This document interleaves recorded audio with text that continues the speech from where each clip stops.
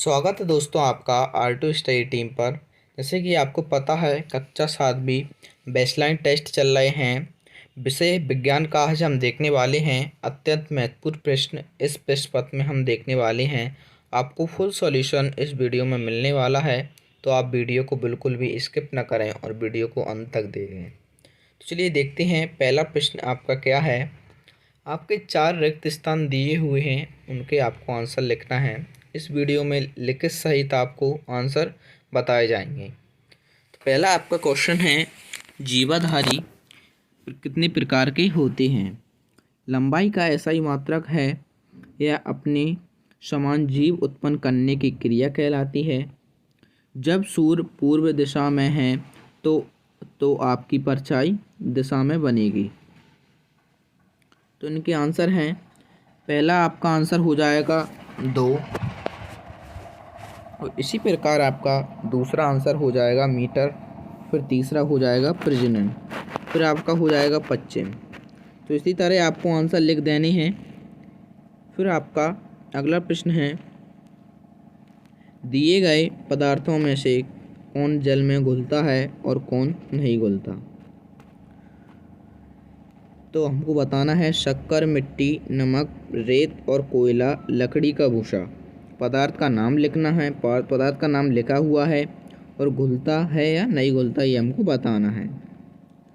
तो शक्कर घुलती है, मिट्टी नहीं घुलती, नमक भी घुल जाता है, रेत नहीं घुलती, और कोयला नहीं घुलता, लकड़ी का भूसा नहीं घुलता। तो ये आपको बताना था। आपका अगला 6वां प्रश्न है, एक लकड़ी के बेलन व स्टील के चम्मच को धूप में 1 घंटे के लिए छोड़ देंगे, बताइए दोनों में से कौन सा ज़्यादा गर्म होगा और क्यों? फिर 7वां प्रश्न है, हम प्रश्न पढ़ लेते हैं, फिर 6 से 10 तक आपको प्रश्नों के आंसर बताएंगे। अगला है, वायु प्रदूषण के क्या कारण हैं? इससे बचने के लिए आप क्या क्या उपाय करेंगे, लिखिए। यदि आपको 2 शहरों के बीच की दूरी मापनी है तो किस मात्रक का उपयोग करेंगे और क्यों? सूर्य ग्रहण का चित्र बनाइए तथा ग्रहण को देखने हेतु हमें क्या क्या सावधानी रखनी चाहिए, लिखिए। पेड़ पौधे अपने स्थान पर स्थिर दिखाई देते हैं और उसमें भी गति होती है, क्रियान्वित द्वारा समझाइए। प्रश्न 6 से 10 तक हम आंसर देखेंगे।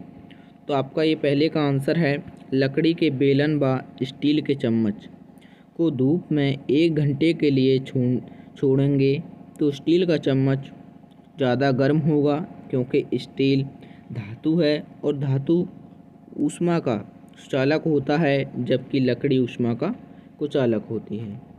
तो बिल्कुल इसी तरह आपको बिल्कुल सही सही आंसर हम आपको बता रहे हैं, इसी तरह आपको आंसर लिखना है।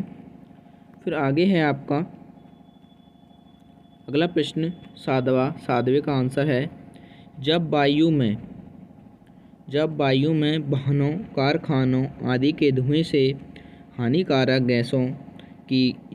गैस की दी जाती है, तब वायु प्रदूषण होता है।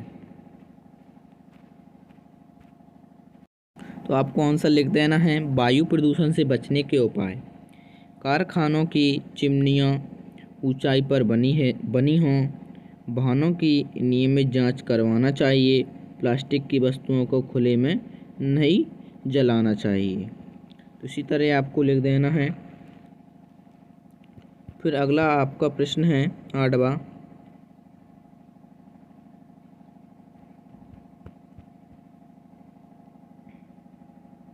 लंबी दूरी को मीटर से मापना असुविधाजनक होगा, इसलिए 2 शहरों के बीच की दूरी मापने के लिए हम लंबाई के मानक मात्रक मीटर के गुणज मात्रक किलोमीटर का उपयोग करेंगे। ये आपका अगला क्वेश्चन है, सूर्य ग्रहण देखते समय हमें निम्न सावधानियां रखनी चाहिए। ये आपको चित्र बना देना है, चंद्रमा, पृथ्वी, सूर्य ग्रहण, सूर्य। ये है आपकी, सूर्य ग्रहण को सीधे आँख से नहीं देखना चाहिए। सूर्य ग्रहण को देखने हेतु एक्सरे फिल्म का उपयोग किया जा सकता है। ग्रहण देखने हेतु एक पुट्टे पर बारीक गोल छिद्र बनाकर उसे सूर्य की किरणों के लंबवत रखते हुए सूर्य की ओर पीट करके दीवार पर सूर्य का प्रतिबिंब देख सकते हैं। फिर आगे है पेड़ पौधे अपने स्थान पर स्थिर होते हैं पर उनमें भी गति होती है। ये आपका अगले क्वेश्चन का आंसर है। तने प्रकाश की ओर गति करते हैं तथा जड़ प्रकाश की विपरीत दिशा में गति करते हैं। फिर है आपका अगला प्रश्न है आपका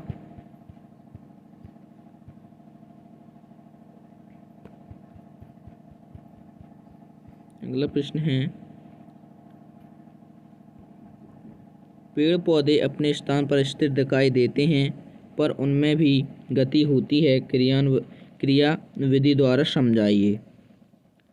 तो ये आपका आंसर रहा। इसे सिद्ध करने के लिए हम एक गमले में लगा पौधा लेंगे तथा एक गत्ते का डिब्बा लेंगे जिसमें छेद हो।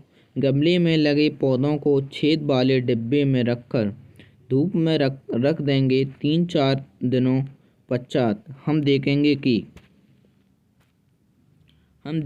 कि पौधे में गति होती है। ये आपका आंसर हो जाएगा। फिर अगला क्वेश्चन है मलेरिया रोग मादा एनाफिलीज मच्छर के काटने से होता है। जब हम अपनी दोनों हथेलियों को रगड़ते हैं तो हथेलियां गर्म हो जाती हैं, ऐसा घर्षण के कारण होता है।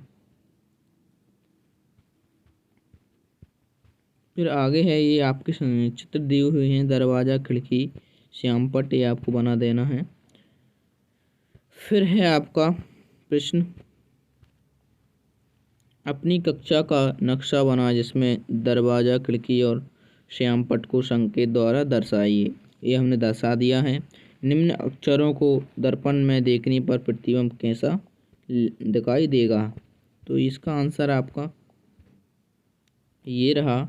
अक्षर दर्पण का ऐसा दिखाई देगा, ला आपको ऐसा दिखाई देगा, ऊ ऐसा देगा और बी इधर देगी। उल्टा दिखता है दर्पण में, इसलिए ये आपको टेढ़े दिखाई देंगे। फिर है आपको कौन सा त्योहार अच्छा लगता है, कोई दो। आपको कोई 2 त्योहार लिखनी है। आपके परिवार के सदस्य कौन सा काम करते हैं और आप किसके काम में मदद करते हैं।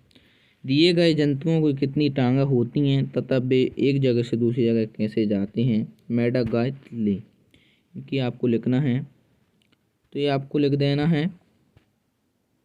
त्योहार दिवाली, होली, ईद, क्रिसमस, लोहड़ी और रक्षाबंधन और हरेली। संभावित उत्तर मेरे पिताजी खेती करते हैं, मेरी माँ घर का काम करती है, मैं अपनी माँ के काम में मदद करती हूँ।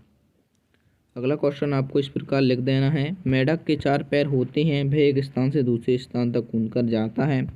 गाय के 4 पैर होते हैं, वे एक स्थान से दूसरे स्थान तक चलकर जाती है। तितली के 6 पैर होते हैं, वे एक स्थान से दूसरे स्थान तक उड़कर जाती है। तो हमने फुल सॉल्यूशन आपका इस वीडियो में देख लिया है। आपके वेरी इंपॉर्टेंट ये क्वेश्चन हैं, इनको आपको पढ़कर ज़रूर जाना है और इस प्रकार आपका प्रश्न पूछा जाएगा। इनके आंसर आपको बिल्कुल सही बताए गए हैं, तो इनको आपको अच्छे से याद कर लेना है। यदि आपने अभी तक चैनल सब्सक्राइब नहीं किया तो चैनल को सब्सक्राइब कर लीजिए और बेल आइकन को प्रेस कर लीजिए। चलिए मिलते हैं अगली वीडियो में।